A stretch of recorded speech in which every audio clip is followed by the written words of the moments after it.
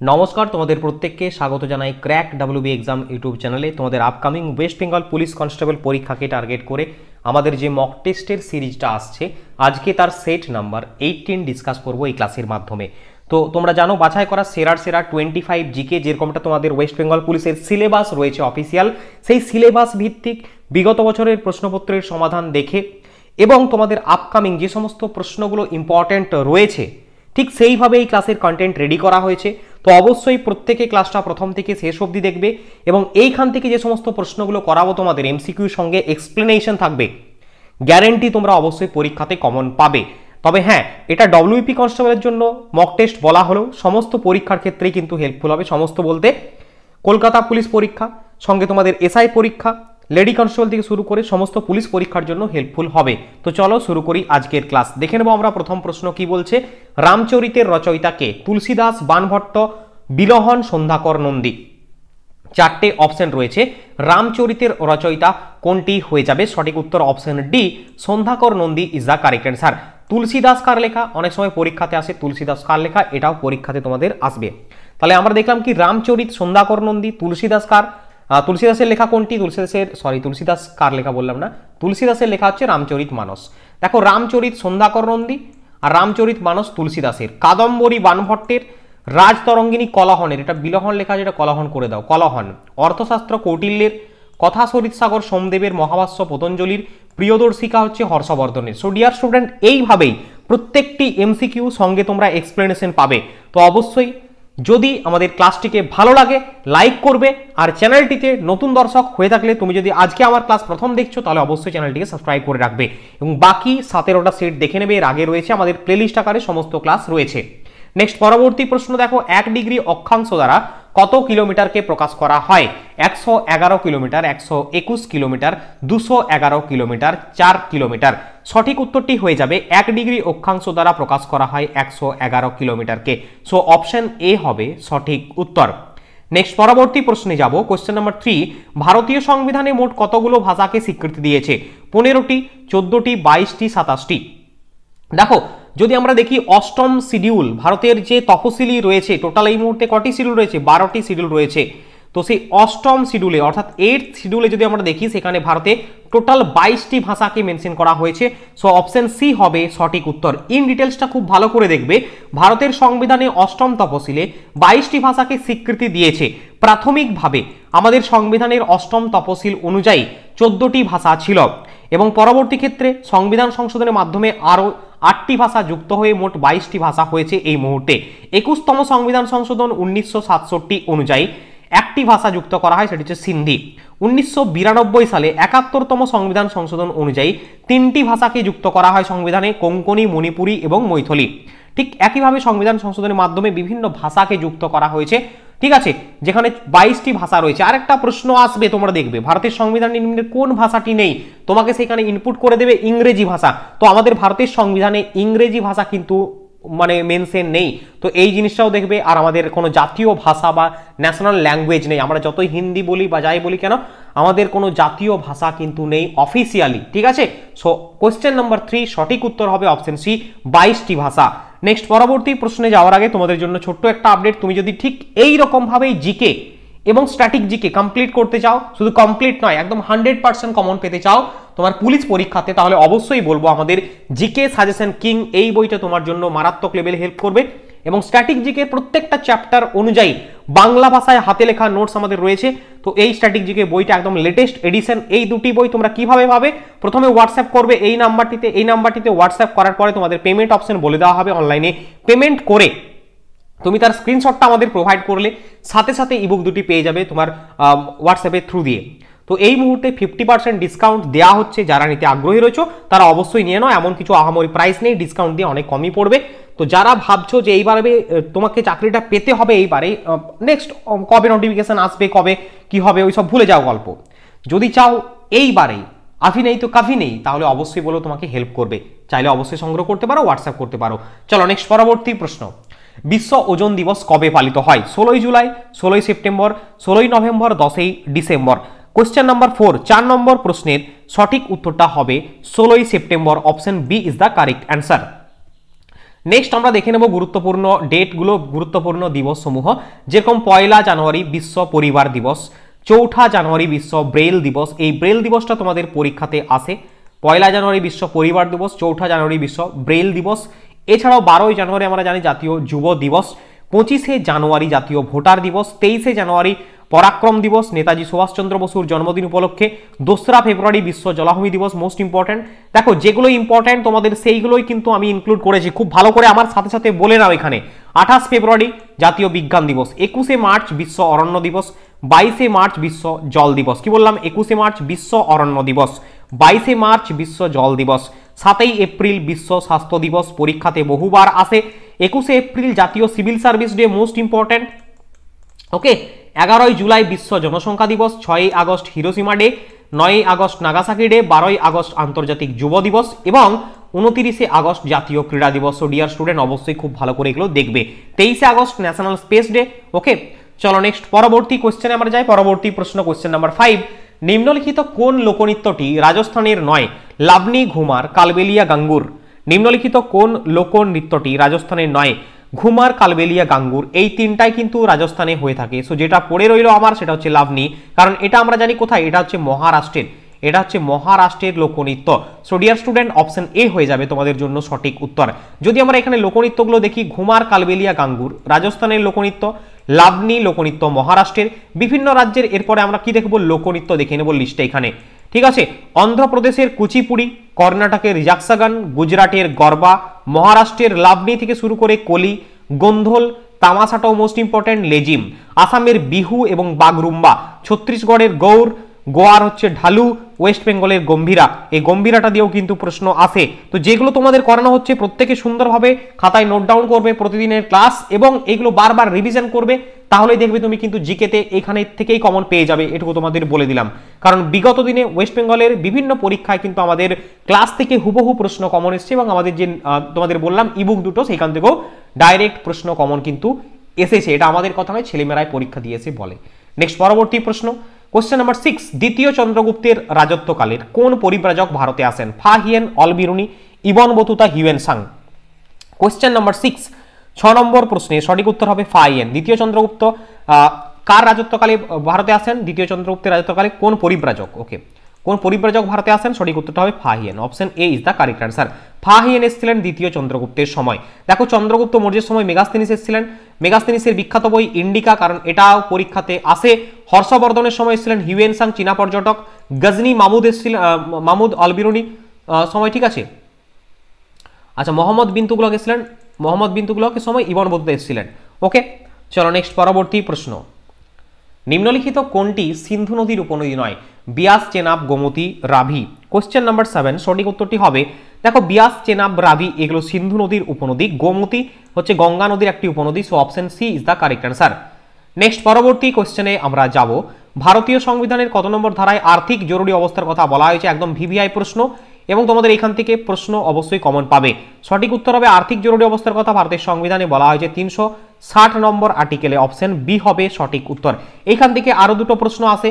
352 নম্বর article অনুযায়ী জাতীয় জরুরি অবস্থার কথা, 356 নম্বর আর্টিকেল অনুযায়ী রাষ্ট্রপতি শাসনের কথা।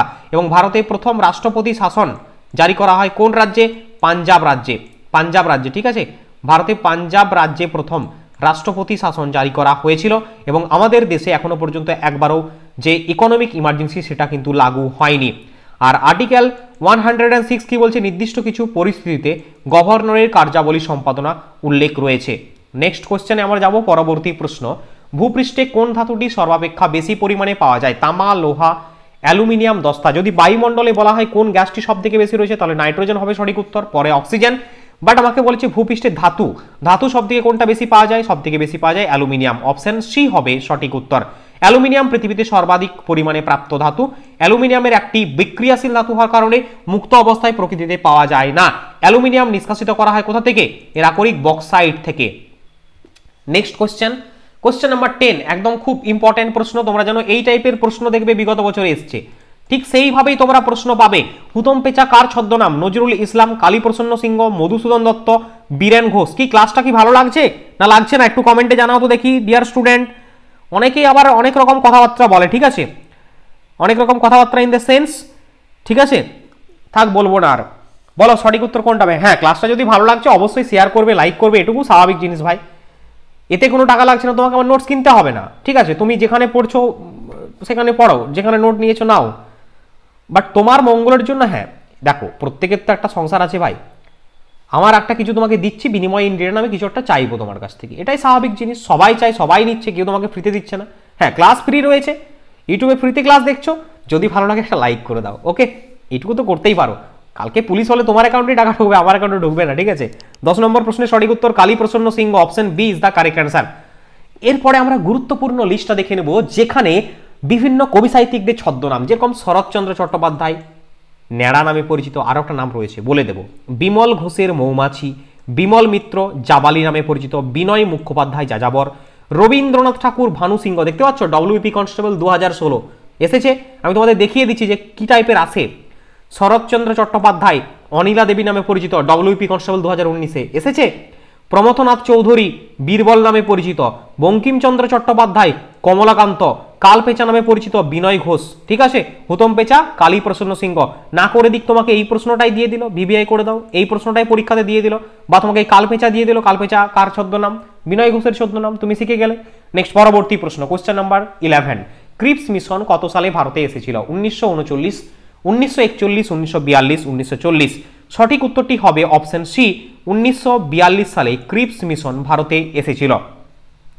নেক্সট প্রশ্ন, ক্রান্তীয় চিরহরিত অরণ্য কোন অঞ্চলে দেখতে পাওয়া যায়? হিমালয়, সুন্দরবন, পশ্চিমঘাট, আরাবল্লী। ক্রান্তীয় চিরহরিত অরণ্য দেখতে পাওয়া যায় আমাদের পশ্চিমঘাট পর্বতের পশ্চিমাংশে, আসামের উপরি অংশে এবং আন্দামান নিকোবর দ্বীপপুঞ্জে। তো এখানে সঠিক উত্তর কোনটা হবে? এখানে সঠিক উত্তর হবে অপশন সি, কারণ জলজল করছে পশ্চিমঘাট পর্বত, অপশন সি হবে সঠিক উত্তর। নেক্সট কোশ্চেনে আমরা যাব, কোশ্চেন নাম্বার 13, প্রধান নির্বাচন কমিশনারের মেয়াদ কত? 5 বছর, 6 বছর, 7 বছর নাকি 3 বছর? প্রধান নির্বাচন কমিশনার, খুব ইম্পর্টেন্ট প্রশ্ন, সুপ্রিম কোর্ট থেকে বিভিন্ন টাইপের প্রশ্ন আসে। সঠিক উত্তর হবে অপশন বি, 6 বছর। প্রধান নির্বাচন কমিশনারের মেয়াদ হচ্ছে 6 বছর।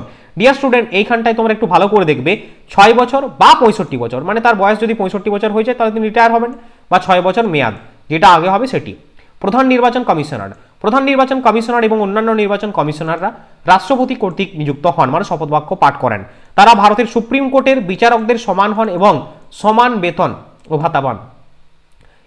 এটি একটি স্বায়ত্তশাসিত সাংবিধানিক কর্তৃপক্ষ। ভারতের লোকসভা, রাজ্যসভা, রাজ্য বিধানসভা, দেশের রাষ্ট্রপতি, উপরাষ্ট্রপতি নির্বাচন পরিচালনা করেন এরা। ভারতের 26তম যদি প্রধান নির্বাচন কমিশনার দেখি, চিফ ইলেকশন কমিশনার, ওকে? ভারতের, আচ্ছা সুপ্রিম কোর্ট বললাম না, এটা ইলেকশন কমিশনারের প্রশ্ন ছিল, প্রধান নির্বাচন কমিশনার, ওকে ঠিক আছে, 6 বছর। আচ্ছা এইখানটায় দেখবে ভারতের 26তম প্রধান নির্বাচন কমিশনার কে রয়েছেন? শ্রী জ্ঞানেশ কুমার। তোমাদের বর্তমানে চিফ জাস্টিস অফ ইন্ডিয়া কে রয়েছেন বলতে পারবে? চিফ জাস্টিস অফ ইন্ডিয়া, ঠিক আছে? প্রধান বিচারপতি কে রয়েছেন সুপ্রিম কোর্টের? এটা আমাকে কমেন্টের মাধ্যমে জানাবে, এটা আমার মাথায় বারবার ঘুরপাক কাটছিল, আমি প্রধান নির্বাচন কমিশনার বিষয়টা ভুলে গেছিলাম, ওকে? তো এটা আমরা আমাকে কমেন্টে তোমরা প্রত্যেকে জানাও। নেক্সট পরবর্তী প্রশ্ন, ইকোলজি শব্দটি কে প্রবর্তন করেন? Harvey, Linnaeus, Haeckel, Tansley. What is the name? Tansley ও ট্রান্সলে হবে, ঠিক আছে? ইকোলজি শব্দটি কে প্রবর্তন করেন? ইকোলজি শব্দের প্রবর্তক হ্যাকেল, অপশন সি হবে সঠিক উত্তর। দেখো, ইকোলজি বা বাস্তুবিদ্যা এর জনক হচ্ছেন হ্যাকেল। ইকোলজি হ্যাকেল, আর ইকোসিস্টেম কার? বাস্তুতন্ত্র ট্রান্সলে, বিজ্ঞানী ট্রান্সলে। ইকোলজি কি বললাম? ইকোলজি হ্যাকেল, আর ইকোসিস্টেম ট্রান্সলে, ওকে? চলো নেক্সট পরবর্তী প্রশ্ন, সচিন তেন্ডুলকার তার 100তম আন্তর্জাতিক ক্রিকেট সেঞ্চুরিটি কোন দলের বিরুদ্ধে করেছিলেন? Bangladesh, England, Pakistan, Australia. সঠিক উত্তরটি হবে option A, Bangladesh is the correct answer. Next পরবর্তী প্রশ্ন, সত্যশোধক সমাজ কে প্রতিষ্ঠা করেন? গোপাল কৃষ্ণ গোখলে, দাদাভাই নওরোজি, লালা হরদয়াল, জ্যোতিবা ফুলে। সত্যশোধক সমাজের প্রতিষ্ঠাতা হলেন জ্যোতিবা ফুলে, অপশন ডি হবে সঠিক উত্তর, option D is the correct answer, okay? একটু দেখে নাও, অভিনব ভারত বিনায়ক দামোদর সাভারকারের ইস্ট ইন্ডিয়া অ্যাসোসিয়েশন গঠন করেন দাদাভাই নওরোজি, যিনি ভারতের গ্র্যান্ড ওল্ডম্যান নামে পরিচিত। হরিজন সেবক সংঘ, মহাত্মা গান্ধীর গদর পার্টি লালা হরদয়াল, অ্যান্টি সার্কুলার সোসাইটি প্রতিষ্ঠা করেন শচীন্দ্র প্রসাদ বসু, সার্ভেন্টস অফ ইন্ডিয়া প্রতিষ্ঠা করেন গোপাল কৃষ্ণ গোখলে। নেক্সট পরবর্তী প্রশ্ন, কোশ্চেন নাম্বার 17, বিজয়ঘাট কোন বিখ্যাত ব্যক্তির সমাধিস্থল?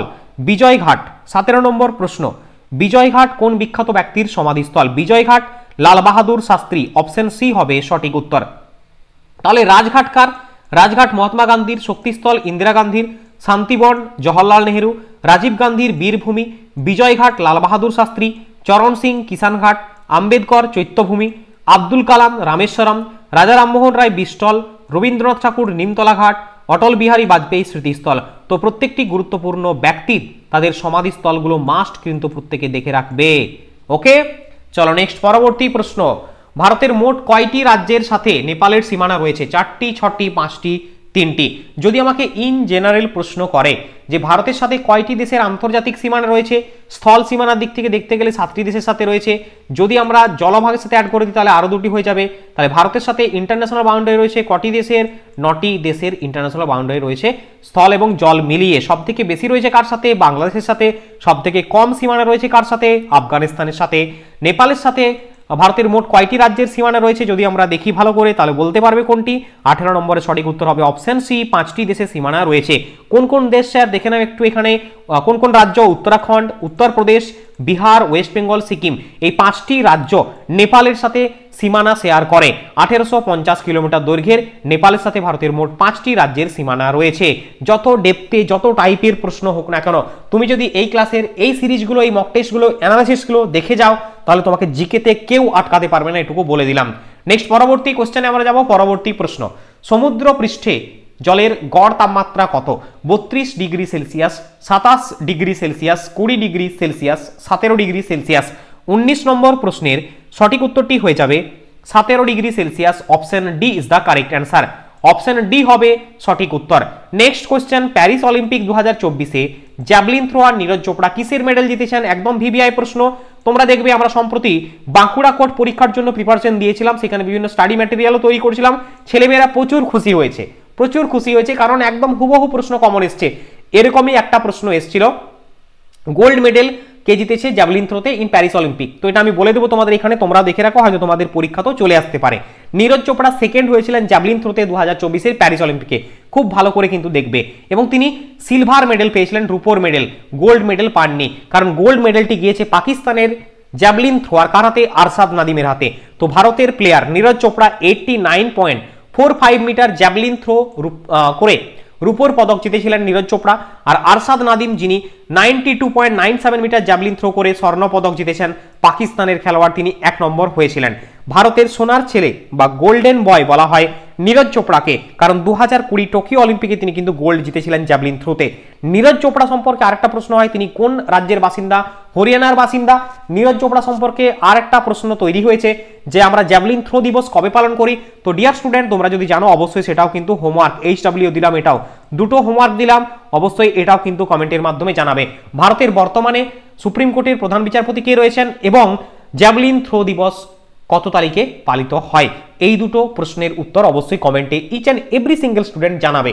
নেক্সট পরবর্তী কোশ্চেনে যাব। Question number 21, global terrorism index 2025 report কোন প্রতিষ্ঠান প্রকাশ করেছে? গ্লোবাল টেরোরিজম রিপোর্ট ইন্ডেক্স প্রকাশ করেছে institute for economics and peace. So option B হবে সঠিক উত্তর। এবং এখানে সেকেন্ড পজিশনে গ্লোবাল টেরোরিজম ইন্ডেক্সে সেকেন্ড পজিশনে রয়েছে পাকিস্তান। ওকে, সেকেন্ড পজিশনে রয়েছে পাকিস্তান। নেক্সট পরবর্তী প্রশ্নে আমরা যাব। কোন দেশ এশিয়ান মহিলা কাবাডি চ্যাম্পিয়নশিপ 2025 জিতেছে? এশিয়ান মহিলা কাবাডি চ্যাম্পিয়নশিপ জিতেছে ভারত। অপশন সি হবে সঠিক উত্তর। পরবর্তী প্রশ্ন, কোশ্চেন নাম্বার 23, বিশ্বে ভারতের মান ডাক পরিষেবায় কত? ডাক পরিষেবায় বিশ্বে ভারতের মান কত? তৃতীয়, দ্বিতীয়, প্রথম, চতুর্থ? সঠিক উত্তরটা হবে অপশন সি, প্রথম ইজ দ্য কারেক্ট অ্যান্সার। ভারতের ডাক পরিষেবা শুরু হয় কত সালে? 1766 সালে ওয়ারেন হেস্টিংস এই পরিষেবা শুরু করেছিলেন। 1774 সালে ওয়ারেন হেস্টিংস জনসাধারণের জন্য ডাক ব্যবস্থা শুরু করেন। 1837 সালে ভারতের ডাকঘর প্রতিষ্ঠিত হয় এবং 1854 সালে লর্ড ডালহৌসি ভারতের ডাক টিকিট শুরু করেছিলেন। নেক্সট কোশ্চেনে যাব। কোশ্চেন নাম্বার 24, অজয় কুমার ভাল্লা কোন রাজ্যের নতুন রাজ্যপাল হলেন? গুজরাট, কেরালা, মণিপুর, বিহার? সঠিক উত্তরটি কোনটি হবে? সঠিক উত্তর হবে অপশন সি, অজয় কুমার ভাল্লা মণিপুরের রাজ্যপাল হিসেবে নিযুক্ত হয়েছেন। গুরুত্বপূর্ণ কতগুলো অ্যাপয়েন্টমেন্ট এখানে দেখে নেব লেটেস্ট, যেরকম উড়িষ্যার হরিবাবু কাম্ভামপতি হয়েছেন রাজ্যপাল, বিজয় কুমার সিং মিজোরামের, রাজেন্দ্র বিশ্বনাথ আর্লেকার কেরলের, আরিফ মোহাম্মদ খান বিহারের, অজয় কুমার ভাল্লা মণিপুরের, মহারাষ্ট্রের রাজ্যপাল হয়েছেন সিপি রাধাকৃষ্ণন। নেক্সট পরবর্তী প্রশ্ন, ভারতের নতুন কন্ট্রোলার অ্যান্ড অডিটর জেনারেল হিসেবে কাকে নিযুক্ত করা হয়েছে, অর্থাৎ ক্যাগ, CAG তোমরা পাবে, controller and auditor general. So dear student, একদম ভিভিআই প্রশ্ন, এটাও কিন্তু কারেন্ট অ্যাফেয়ার্সের দিক থেকে মোস্ট ইম্পর্টেন্ট। তোমরা এই মক টেস্ট সিরিজের মধ্যে পাবে ইতিহাস, ভূগোল, বিজ্ঞান, স্ট্র্যাটেজি, কারেন্ট অ্যাফেয়ার্স, সমস্ত বিষয়ের প্রশ্ন, পলিটি, ইকোনমি, সমস্ত বিষয়ের প্রশ্ন। তো ডান দিকের ছবিটা দেখে এনাকে চিনতে পারছো কেউ? ইনি হচ্ছেন কুন্ডু সঞ্জয় মূর্তি, বা সংক্ষেপে পাবে কে সঞ্জয় মূর্তি। কে সঞ্জয় মূর্তি তোমরা পেয়ে যাবে। ওকে, তো ইনি ভারতের ক্যাগ হিসাবে নিযুক্ত হয়েছেন। So dear student and aspirant, আজকের ক্লাসে এই ছিল বাছাই করার সেরা জিকে উইথ এক্সপ্লেনেশন। কেমন লাগলো প্রত্যেকে জানাবে। আর আমাদের WP KP the Bengal battalion WhatsApp group রয়েছে পুলিশ পরীক্ষার্থীদের জন্য। তোমরা ডিরেক্টলি তোমার হোয়াটসঅ্যাপ ওপেন করবে এবং এই কিউআরটি কোডটিকে স্ক্যান করবে এবং রিকোয়েস্ট করবে অ্যাড হওয়ার জন্য আমাদের গ্রুপে। এখানে প্রতিদিন ক্লাস আপডেট, পরীক্ষা সংক্রান্ত আপডেট, বিভিন্ন ফ্রি ম্যাটেরিয়াল, PDF, চাকরি আপডেট, মক টেস্ট, সমস্ত কিছু তুমি কিন্তু পাবে। এছাড়াও রয়েছে ক্র্যাক WB এক্সামের অফিসিয়াল টেলিগ্রাম গ্রুপ, সেখানেও যুক্ত হয়ে থাকবে। কুইজ পার্টিসিপেশন, বিভিন্ন ক্লাস আপডেট, সমস্ত কিছু জানার জন্য অবশ্যই যুক্ত হবে এই গ্রুপগুলোতে। সো দেখা হচ্ছে তোমাদের সাথে আবারও নেক্সট ক্লাসে। প্রত্যেকে ভালো থাকবে, সুস্থ থাকবে। বন্দে মাতরম, জয় হিন্দ।